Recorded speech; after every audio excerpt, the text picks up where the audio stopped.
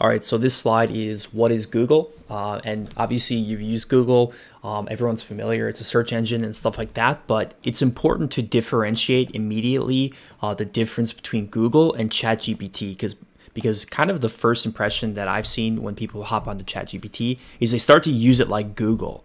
And while you can do that, that's not leveraging it to its highest potential and kind of that's not really the point of ChatGPT necessarily, although it does have some similar functionality. So Google is basically you give it an input, a Google search, and it gives you an output. So links, images, and data. But the limitations of Google is one, you have to know what you're searching for. You can't ask it follow-up questions, and it cannot intelligently summarize something or expand on something. Like basically what you get out of a Google search is kind of what it is. Like you can't modify that result unless you do a new Google search. And so this is the biggest difference between Google and ChatGPT. ChatGPT is iterative, and I'll say that many times in these kind of lectures here. It's iterative. You need to manipulate it and manipulate the output to get what you want. And that's going to make a little bit more sense once we get into using ChatGPT.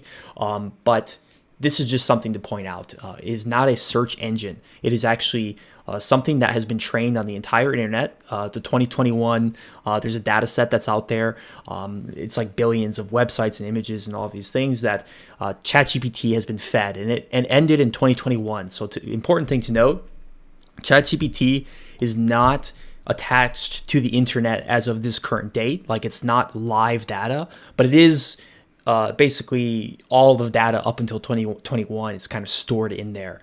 So it's not going to search something that happened yesterday or last week. So it's not for current events or news or stuff like that, but it is basically a collection of all of human language, human experience, mathematics, software, all of these things into one bundle. So that is the main things to consider. So we'll get into it on the next one here, where we talk about ChatGPT and kind of the difference here, and we can talk about some basic examples.